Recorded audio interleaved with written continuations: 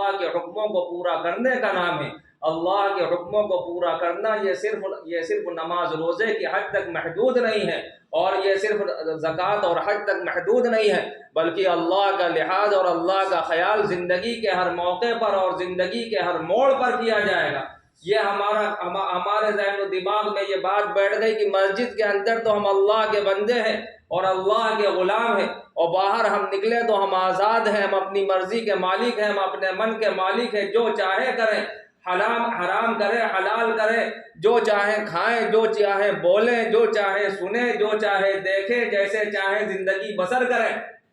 ہمارے اوپر کوئی بندش نہیں، ہمارے اوپر کوئی قید و بند نہیں۔ یہ ہمارا وہم ہے اور یہ ہماری سوچ ہے جو غلط رخ پر قائم ہو گئی ہے۔ صحیح سوچ یہ ہونی چاہیے کہ نہیں، اللہ کے غلام ہیں ہم مسجد کے اندر بھی، اور اللہ کے غلام ہیں ہم مسجد کے باہر بھی، اللہ کے غلام ہیں ہم کاروبار میں بھی، اور اللہ کے غلام ہیں ہم گھروں کے اندر بھی، ہم اللہ کے غلام ہیں تنہائی میں بھی، اور اللہ کے غلام ہیں جلوت میں بھی، لوگوں کے سامنے بھی، مجمع میں بھی، بازاروں میں بھی، چوپالوں میں بھی، ہر جگہ ہم اللہ کے غلام ہیں، اور اس غلامی کے احساس کے ساتھ زندگی گزارنی چاہیے اور زندگی بسر کرنی چاہیے، اللہ کا لحاظ کرتے ہوئے زندگی بسر کرنی چاہیے، اللہ کا خیال کرتے ہوئے زندگی بتانی چاہیے۔ اور اس کا مطلب یہ نہیں، اسی کا نام تقویٰ ہے، اسی کا نام اللہ کا لحاظ ہے، اور اسی کا نام اللہ کا ڈر ہے۔ اسی کو چاہے جو لفظ دے دیجئے،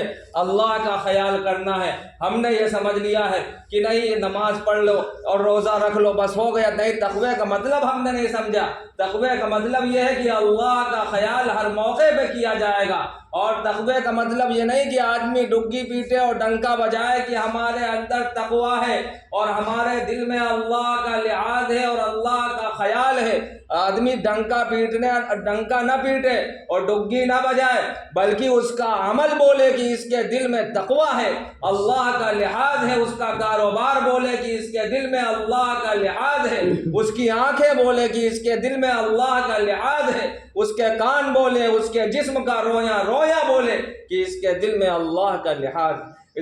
آدمی کی شادی بیاہ، موت مٹی، جینا مرنا، اٹھنا بیٹھنا، بولنا چالنا، اخلاق و برتاؤ، سلوک و معاملات و معاشرت، ایک ایک چیز سے جھلکے کہ اس کے دل میں اللہ کا لحاظ ہے اور اللہ کا خیال ہے۔ یہی مطالبہ اللہ تبارک و تعالیٰ ان تینوں آیتوں میں کر رہا ہے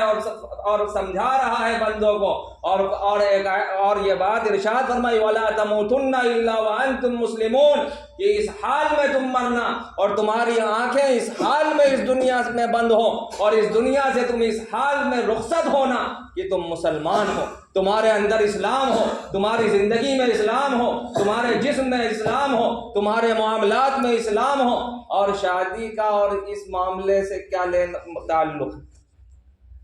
تعلق بتایا علماء کرام نے، کہا تعلق یہ ہے کہ جس طرح سے دلہن کو سجایا جاتا ہے، آراستہ کیا جاتا ہے، اور اس کو سجا کر کے وہ دلہے کے ساتھ اس کو رخصت کیا جاتا ہے، کہا اس وجہ سے اس کو سجایا اور آراستہ کیا جاتا ہے کہ دلہے کو اچھی لگے اور اس کو بھا جائے، اس کے دل میں جگہ بنا لے۔ فرمایا کہ یہی تعلق، یہی حالت ایمان والے کی اور مسلمان کی مرد وقت ہونی چاہیے کہ اعمال سے، ایمان سے، اخلاق سے ایسا سجایا اس دنیا سے جا رہا ہو کہ آسمانوں پر اس کے لیے مرحبا مرحبا اور استقبال کی صدائیں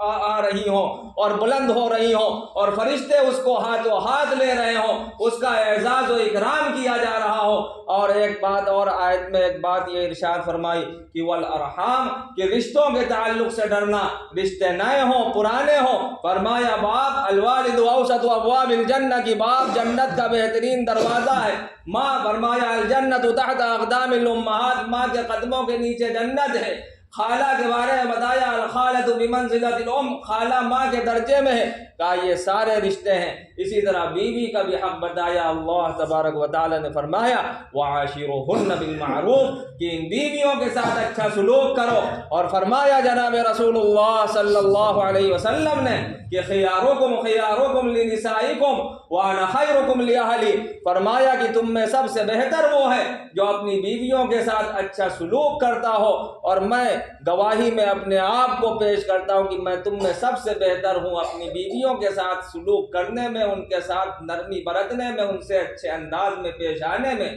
اور ایک بات آیت کریمہ کے اندر ارشاد فرمائی، اور زبان کے تعلق سے یہ بات ارشاد فرمائی کہ درست اور صحیح بات، نپی تلی بات زبان سے ادا کرو۔ ایک ایک بول انسان کا قیمتی ہے، یا جنت کے باغوں میں پہنچا دے گا اور یا جہنم کے گڑھوں میں اتار دے گا۔ اور فرمایا کہ زبان کا اس موقع سے کیا تعلق ہے؟ زبان ہی کا تو سب سے زیادہ تعلق۔ یہ جو رشتہ قائم ہو رہا ہے یہ زبان سے ادا کرنے کی بنیاد پہ قائم ہو رہا۔ پوری زندگی کا تعلق زبان کے ذریعے سے قائم ہو رہا۔ جب ایک بول کا اتنا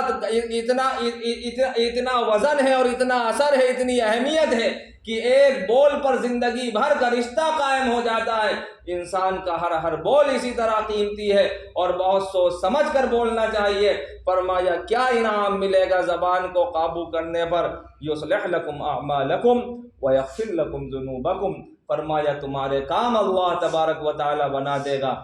اور تمہارے گناہوں کو بخش دے گا۔ اور جناب رسول اللہ صلی اللہ علیہ وسلم نے ارشاد فرمایا کہ سب سے بابرکت نکاح وہ ہے جس میں سب سے کم خرچ ہو۔